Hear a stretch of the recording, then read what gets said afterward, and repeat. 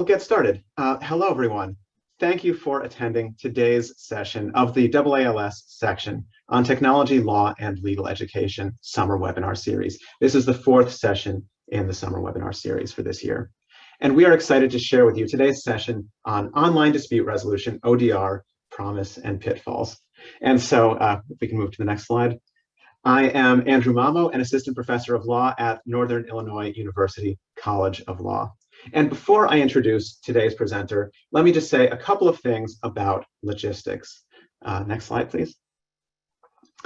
First of all, today's webinar is scheduled to run for 45 minutes. Our presenter will speak and share their thoughts on today's topic for the first 30 minutes or so, and then we'll reserve approximately 10 minutes at the end for Q&A.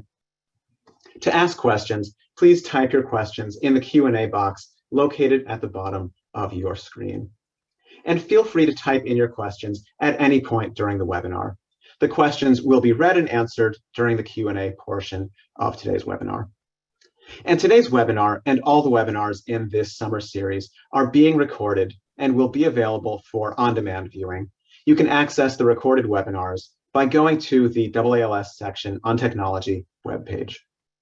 At the conclusion of today's webinar, you'll receive an email with the handouts from today's session, as well as a survey link. And when you receive that link, please take a few moments to complete the survey. Your feedback is important to us and will inform the topics and the format for future presentations.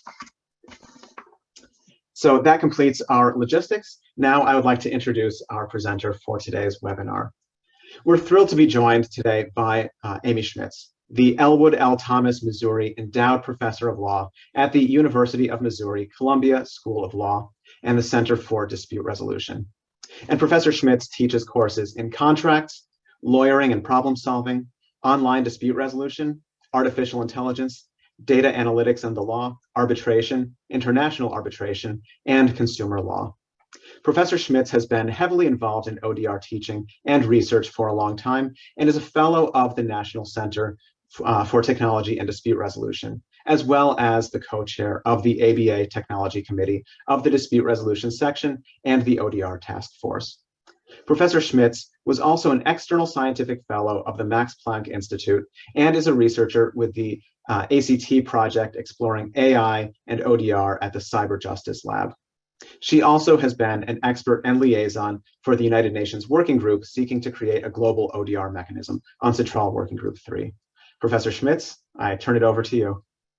So first of all, thank you. Thank you for inviting me. I'm super excited to be involved in this. I've attended these different webinars. I find them really fun and informative. So I'm super thrilled and honored to be involved and included in this lineup. And of course, to my friend Andrew, thank you for inviting me. And thanks folks for taking time to learn about ODR, promise, and pitfalls today on a summer afternoon. So I'm going to cover a lot of ground here. I'm going to go pretty quickly through the slides, but the slides will be available afterwards. And what I'm trying to do, especially because this is not specifically a dispute resolution series, so what I'm trying to do is really give you a background and the functional analysis of why people like me actually even got interested in ODR, online dispute resolution, what the functions and purposes were, what it is, and then also to think about the future and questions that I invite all of us to ask as scholars in the area of law and technology. So first of all, what is ODR? The idea as it first was established, and Ethan Katch and others, Ethan with the National Center for Technology and Dispute Resolution, and as well as Colin Rule and others, and all of us, we're thinking about technology as the fourth party in dispute resolution. So often, of course, you hear about the third party, arbitrator, mediator in ADR. Well, in ODR, now you're taking into account technology. And in technology, for example, it can be used in problem diagnoses and these solution explorers and wizards that help prevent and resolve disputes. Also, of course, secure portals for online negotiation, often aided by e-nudging, legal design, and other ideas to assist access to justice and getting to yes. As well as, of course, online platforms for mediation and online evaluation, binding or non-binding, that have been developed over time. So the goals today, again, cover a lot of ground in a very short period of time, is just to give you the reasons why ODR has promise for helping to solve and address justice problems. And also to highlight, however, that over the last 10 years in particular, we've seen this move from private to public, which raises new issues and dangers in digitizing due process. As much as I'm a proponent of ODR, I'm a critic of ODR because I believe in the promise, and I think we all have to hold it to its standards in order to actually promote access to justice. And I'm encouraging you all to think through these ideas, think about different research projects that help to advance A to J through ODR. So first of all, reasons. A lot of these are pretty self-explanatory, so I'm going to go through them quickly. I mean, we know face-to-face is expensive, right? I don't care if you're talking about mediation, arbitration, or litigation. Face-to-face costs money for everyone involved. Consumers in particular, there was a CFPB study, there's been a great many of studies I've cited, many of my publications, others have. We want to be able to access things on our cell phone. We want to be able to access remedies on our cell phone. We don't want to have to go to a brick and mortar. We don't even want to make a phone call. ODR also can use online neutrals, and that can assist in resolutions without the cost and time. Of course, face-to-face involves hassles, travel, time. It also may lower the hurdles for debtors. I include a link here in a new Texas Civil Justice Committee report on particularly this issue. Also, what's really exciting is ODR's ability to adapt for language, physical, and time differences if properly conceived. Also, it can fill what I've called a resolution void in consumer contexts, and I invite you, if you're interested, my book with Colin Rule, The New Handshake. That's really what the book is about, is creating remedies where there are absolutely none, because it is often very difficult for consumers to access remedies where you have a low dollar claim. So it can actually fill this resolution void if, again, properly designed. Again, online wizards, decision trees, chatbots can help empower self-represented litigants. There's a great deal of research to be done in that area. It's very, very exciting space. Also, speaking of space of the computer and being behind the computer and sort of behind your cell phone, it can actually ease the stress and fear of face-to-face interactions. In fact, what's quite interesting is the growth of family ODR for particularly these reasons. Sometimes there are very good reasons why you don't want to be in the same room with a particular individual. Text-based processes, again, also may ease biases. There's a recent Michigan study, and I invite you to check that out. Very interesting work, a couple of researchers out of Bar Ilan University in Israel. So those were some of the reasons. And of course, that's a quick, all is beautiful and sounds like, unicorns and balloons. Well, it's not unicorns and balloons, and I know that, right? Because even though we have all these high hopes for online dispute resolution, there's been a very interesting evolution.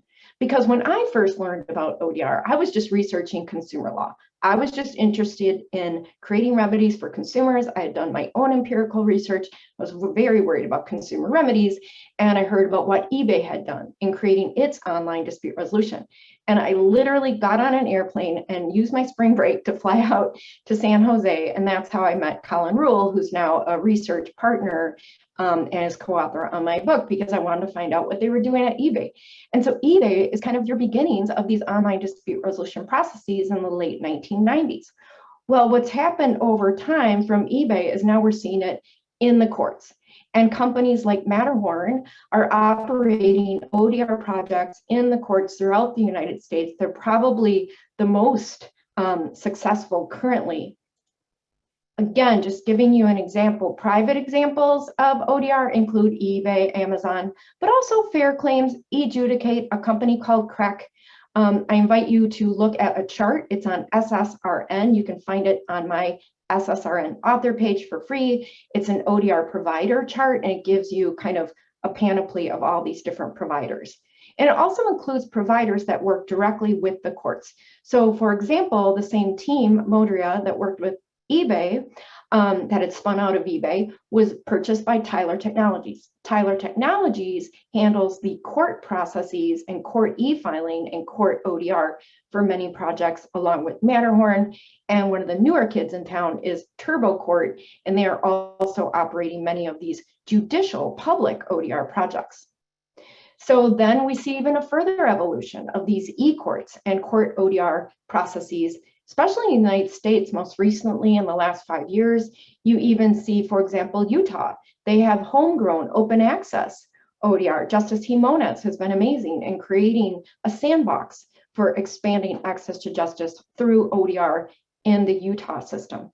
Other examples, Ohio, Michigan, Nevada, Texas, New York. I was on their steering committee. They have a small claims ODR, but many, many more. There are new ones every single day.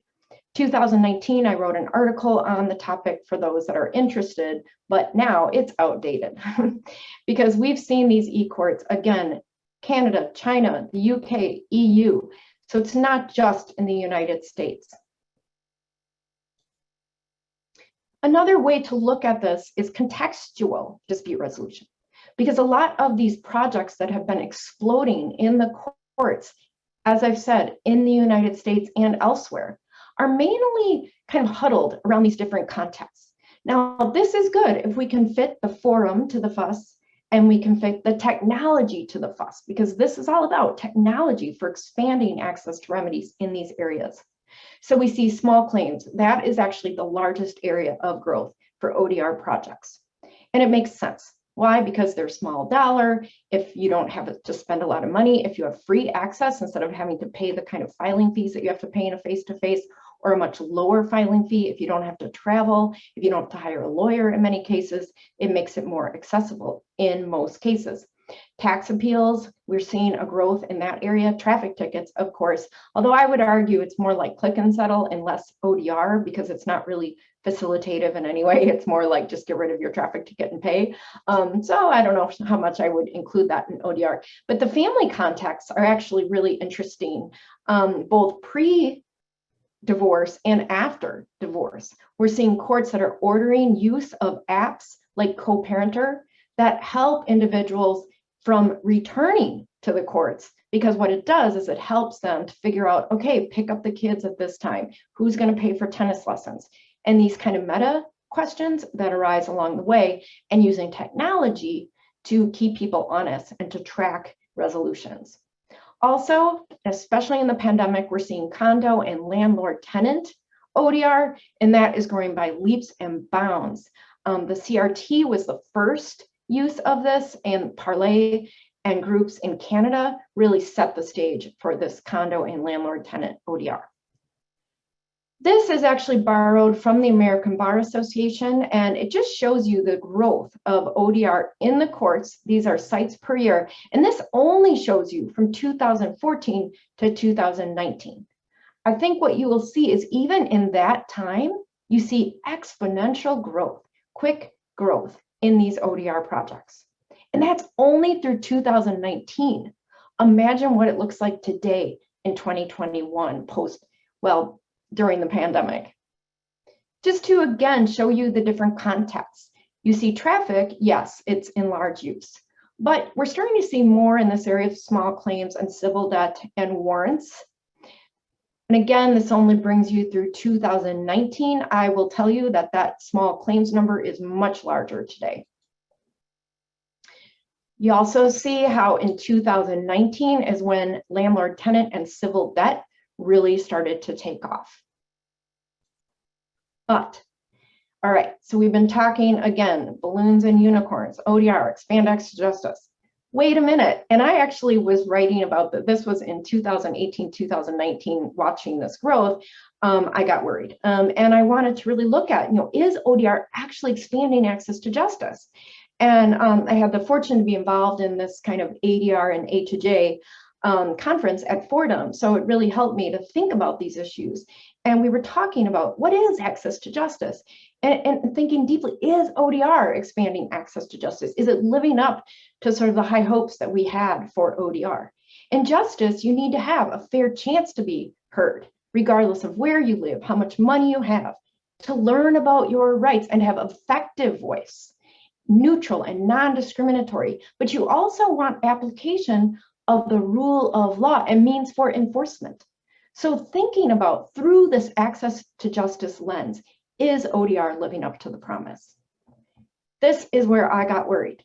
So again, this was borrowed from the American Bar Association. It was their visualization of these court ODR projects from 2014 to 2019. Please look at this slide. I find it super problematic. You have only 21% saying yes to non-English language access. You have only 24% saying yes to accessible for people with disabilities. You have only 32% saying provides legal information and more. And again, I will provide these slides so you can look at these yourselves. But I think this is problematic. I think it means that we can do better. I think it means that we need ODR research, we need transparency, and I have some ideas about that. And the good news is that Pew Charitable Trust, they had an RFP that went out, and there are some projects that are started, but it's only the beginning. And the National Center for State Courts, they are getting on board, and they have been doing some stakeholder engagement and working on different reports. Check out their website, check out Pew Charitable Trust. They're all starting to look at these issues, which I find incredibly exciting, and exciting for all of you that are interested in law and technology, because it's not just about technology and dispute resolution. We're talking about technology and access to justice. Also, the ODR task force, as we said earlier, I'm the co-chair. We're developing guidance, best practices, possibly standards around ethics for ODR, system designers, as well as practitioners. Also, CARES Act. Be aware there's pass-through funding that is being used to advance ODR to address backlog, especially in landlord-tenant. So we're going to see a growth, and we need to be careful that we're tracking that growth and making sure that it is expanding access to justice. Other ways for you all to get involved: the National Center for Technology and Dispute Resolution, mentioned earlier. Also, ICODR, which is the International Council on ODR. Also mentioned the ACT project through Cyber Justice Laboratory, that's autonomy through cyber technologies, and they are looking at even AI and other exciting areas that coincide with access to justice. Also, the ABA Dispute Resolution Tech Expo, just to put in a plug, it's in July, so look for that. So what are these projects currently ongoing? Just to give you the heads up and keep on board on the research. Super fun to watch. University of Arizona, they really did UX study, which is user experience study. And it was limited because it was during the pandemic. So a lot of the people they used were people they knew. So it was kind of, but it was still quite useful. And you can check out their report, which came out September 2020. And it really tracks user experience with ODR, which I think is incredibly important for user-centric design. The Harvard A2J Lab, they're doing some really cool stuff. Data collection is ongoing. They are working with Matterhorn, mentioned earlier. They're especially looking at traffic platforms in Iowa and Florida and elsewhere. They are doing randomized control trials, which I'll get to in a minute. Also, you have UC Davis partnering with RSI, and their data collection is ongoing. Hopefully, we'll see reporting by December 2021 or 2022. And they are working in the area of family ODR. So these are 3 projects, but that's not enough, right? And these current methodologies, we're looking at randomized control trials. And that basically is where you test the effects of an intervention by exposing randomly selected groups to ODR versus a control group. So you can see if people are having different outcomes. And it's tricky, right? Because who gets the placebo when you're dealing with access to justice? So it's tricky research in this area, most definitely. Observation-based usability testing, otherwise known as UX, really exciting things, but we only see a bit of this. We need a lot more of this. I'm going to be working with some folks in Australia on some UX testing. Also, procedural justice surveys, which is another thing I'm currently pursuing, where you are really looking at litigants' perceptions of fairness of ODR versus traditional court processes. What are some of the things to think about as we frame the questions? Who, how, and what? I like to keep things simple.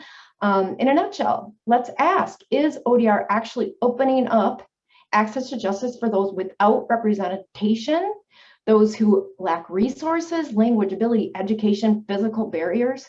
Are we actually bringing new people into obtaining remedies, obtaining justice? How? How do you perceive the process? How does it work? Is it user and human-centric? This is where we need real-time user experience testing. I actually had the fortune to talk with some folks here at the University of Missouri about how you can create apps for real-time user experience testing.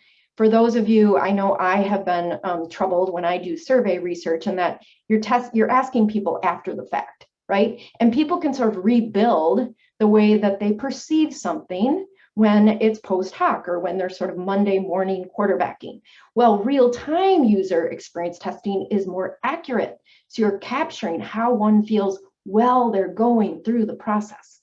Moreover, there's something really nice about the quantitative research you can do, because you can actually see on the back end when individuals drop out of a process. That tells you something. If they get to a certain point in a process they're going through using ODR, and you see that they drop out in large numbers at a particular point, you know there's something problematic with that point and you can address it. And that's the beauty of ODR, is based on research, you can reassess, right? And we can reimagine access to justice. You can address problems. It's not as slow moving as civil procedure rules and courts and traditional courts. What? Do ODR users get different remedies? That's really important, right? And whenever we do dispute system design and we think about fitting the tech to the fuss, we have to ask, are you getting a different deal? If you're getting a different deal, a worse deal in an online process, that's a problem and we need to address it. Some guiding approaches for those that are interested in this kind of research is to craft, again, user testing, figure out what works, what doesn't work. Aim for transparency regarding all aspects of the research, and design quantitative studies with regression analysis so you can actually uncover those correlations that are more meaningful. And to emphasize qualitative survey and focus group research as well, but beyond court users. Don't just go to the court users. This is where we have to engage community groups, legal aid, Better Business Bureau, stakeholders from all sorts and types. This is really one of the main goals of the ODR task force in its next phase, which will be stakeholder engagement. And finally, when we think about this debate about theories of justice, and someone will ask, okay, so what are you using for your, the Haag-Tilburg model really says, let's just ask, are individuals' needs being met? And I think that's a smart way to go on questions about ODR and HJ. My own early research, if I might, of course, this is not scientific, but it is published in the ABA Dispute Resolution Journal. I got to work with my friend Heather with the New Hampshire courts, and it was not scientific, but we did interview individuals with varied demographic backgrounds just to get some early ideas of where research might go. And we used a standard set of questions, but we encouraged general thoughts and really non-legal perceptions and not scientific. But what we did learn, I think, is helpful as we move forward to think about areas we need to probe further in a scientific way, is asking about value, because there's a lot of skepticism. If you just go out on the street and you ask your mom, you ask your grandma, you ask individuals, especially those who are older, which is very important, and there's a lot of skepticism about the value for the time and resources spent. So this goes back to making sure that you think about user-centric design and keeping those face-to-face doors open and not closing them with online processes. Also, privacy and trust always remain top of mind. There's a concern that a process is not secure. That has to be important. In fact, tomorrow, you're all invited. We're doing a special roundtable on cybersecurity and dispute resolution at arbitrate.com. I can provide that information to you. It's free, open to the public on cybersecurity and dispute resolution. Also, live assistance. You have to have in-person and live on the phone, if needed, helpers.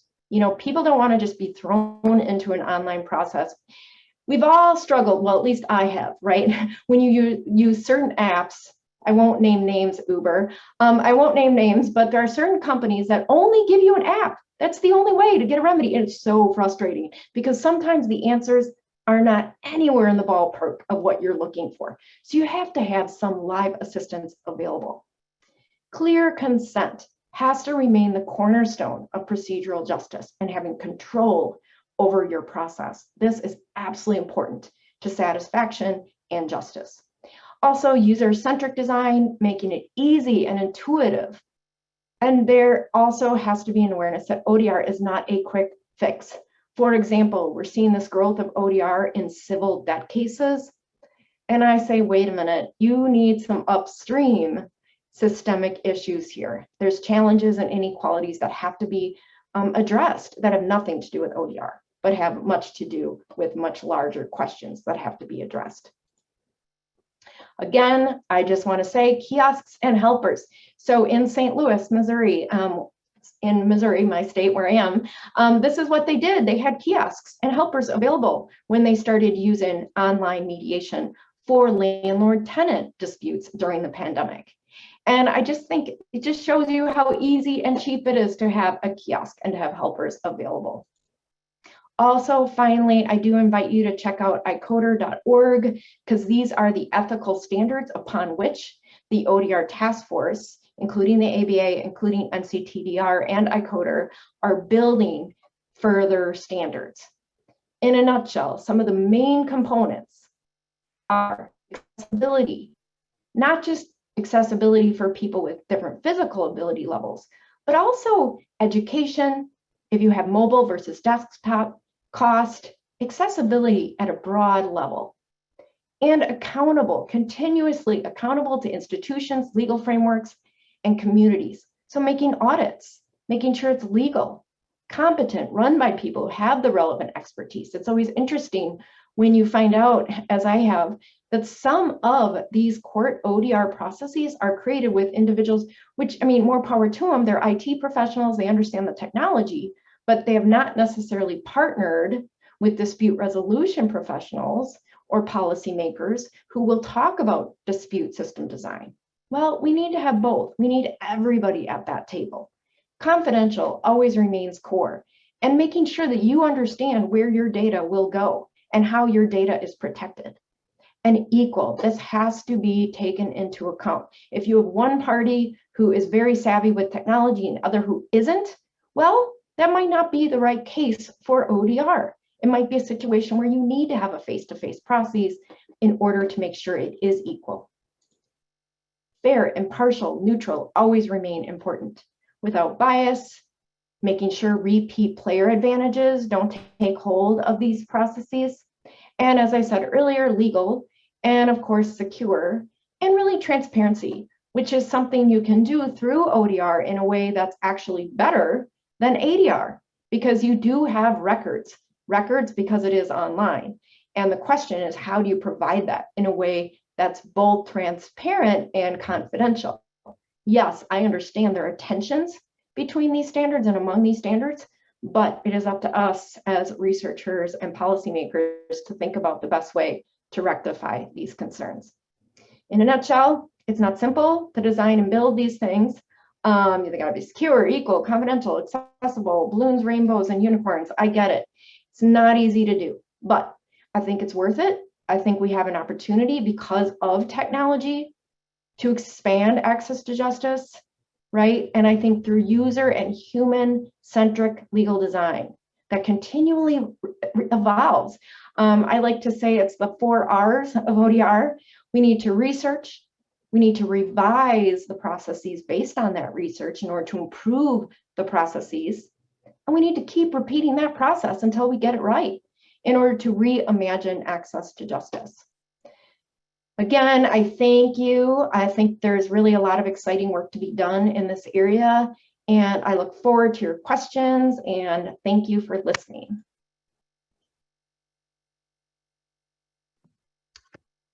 Thank you for that presentation. And just a reminder to the audience, if you want to drop questions in the Q&A feature, I would be happy to take them at this time. And I'll just kick things off with a question of my own, Amy, that for folks in the audience who are not part of the dispute resolution community, but might be teaching classes in family law or sales or housing, and might want to find ways of at least following what's going on in the ODR space, either for their scholarship or even introducing it in teaching and making sure that students are engaged in what's going on. I was wondering if you have any tips or pointers on how people can really follow this space, even if they're not working directly in it.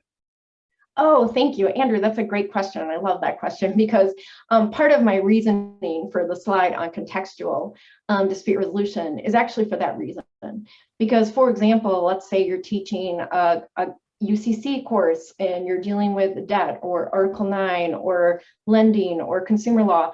Well, I think including some of the literature that is out there, which you can find a great many of articles and studies and reports that are focused on these particular issues and dispute and online dispute resolution processes and really technological ways of addressing those issues. And especially in the space when you have self-represented litigants, for example, in consumer law or in debt cases, and on both sides, right? And so I can imagine a class where you provide the students with reading both pro and con, and then you give enough fuel for the students to debate.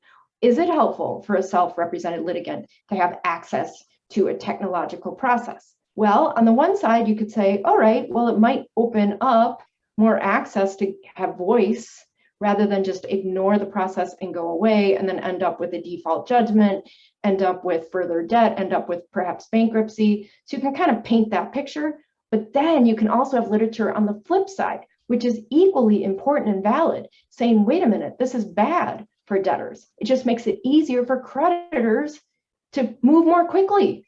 And the delay of a face-to-face process might actually be beneficial to a self-represented litigant debtor who gets more time to figure out how to pay off their debt. And those are very real debates. And I think those kinds of debates and setting that up for students, it engages with sort of metacognition and really sort of getting into those crunchy policy questions, efficiency versus fairness.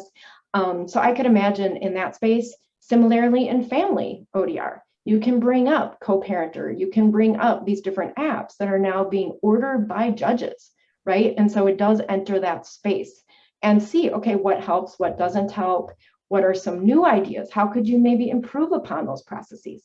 So I think there's a lot of sort of cool things that you can create. If I were teaching criminal law, I would bring up these new ODR platforms they're using for warrants. That's really interesting. Michigan, I'd go look at that study that's been provided.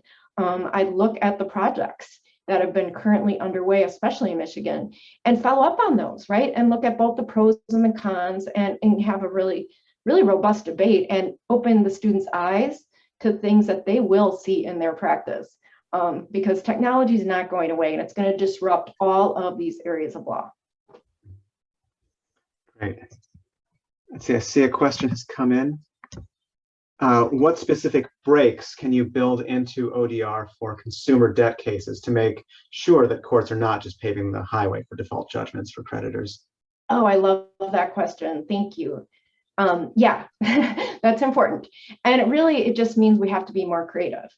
Step one, make sure that you build in problem diagnoses and wizards at the front end that are very, very user-centric, that are very intuitive and easy, that give a great many off-ramps. What I argue are off-ramps. For example, giving you access to legal aid, telling you who to call, giving you access to ABA free legal answers, giving you, hey, maybe you have a problem diagnosis wizard that asks you specific questions and guides you through, almost like TurboTax, right? I love TurboTax. That's how I can do my taxes, even though I hate accounting and numbers, but I can do my taxes using TurboTax, right? But you can do the same where you provide debtors with a number of questions, right? You ask them, for example, were you contacted after 9 p.m.? Did they contact your employer? And then get information. Hey, they might have violated the Truth in Lending Act, right? And giving debtors this kind of self-empowerment and giving them numbers to call for legal aid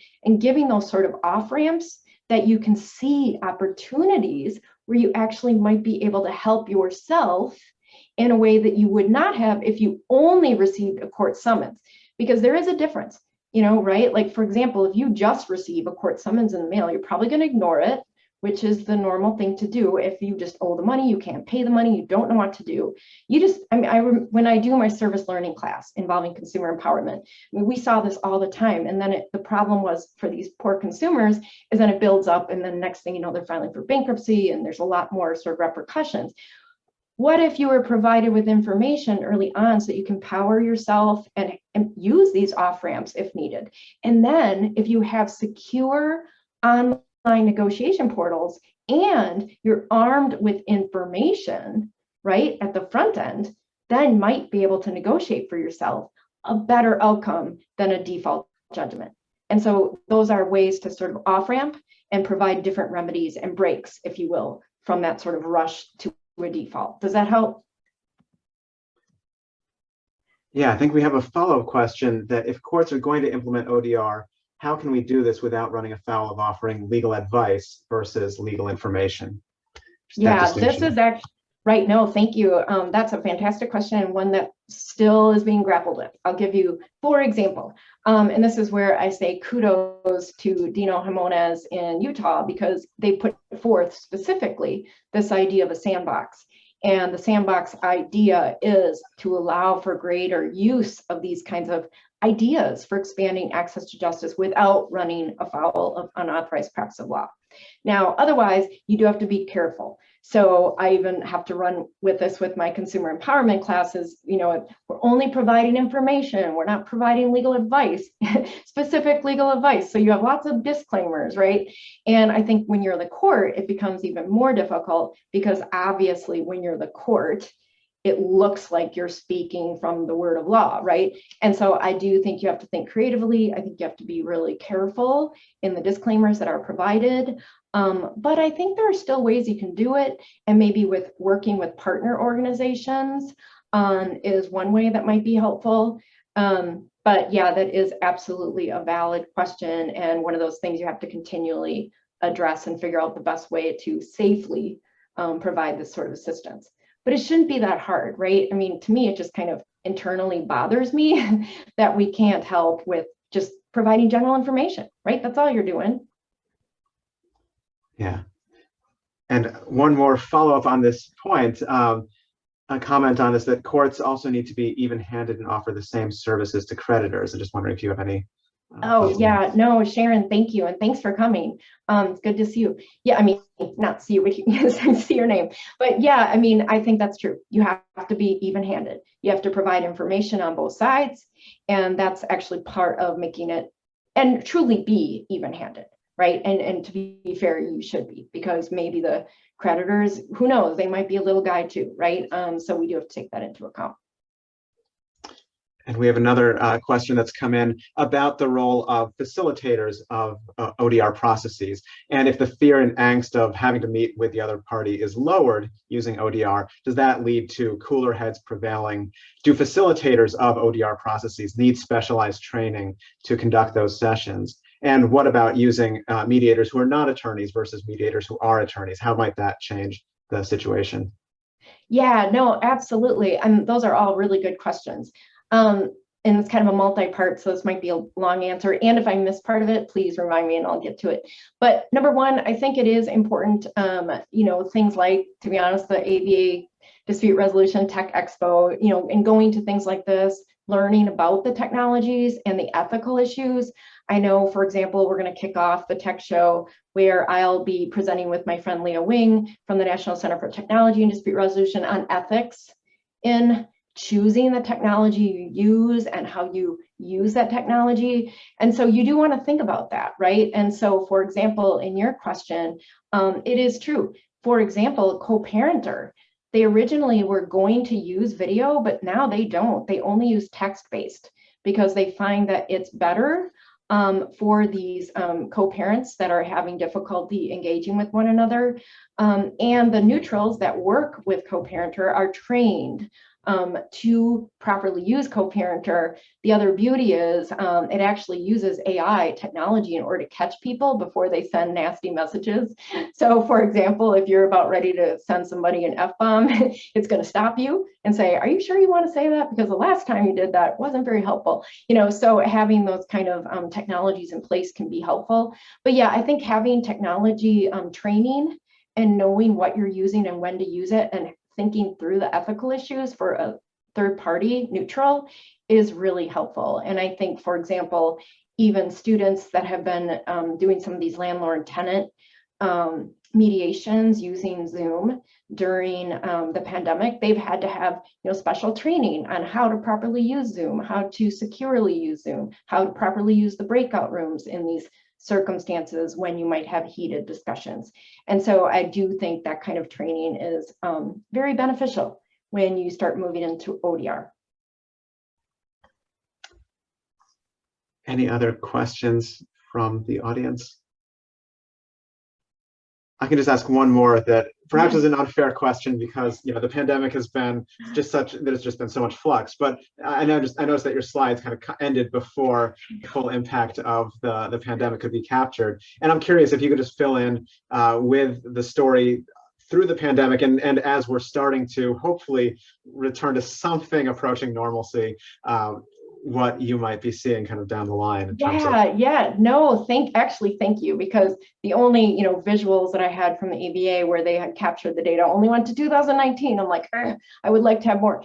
But the good news is being involved with NCTDR, ODR Task Force, and I'm writing the chapter in the book on ODR in the United States with Jan Martinez from Stanford. And so we have to sort of update from that time to now because the book's coming out at the end of this year, I believe.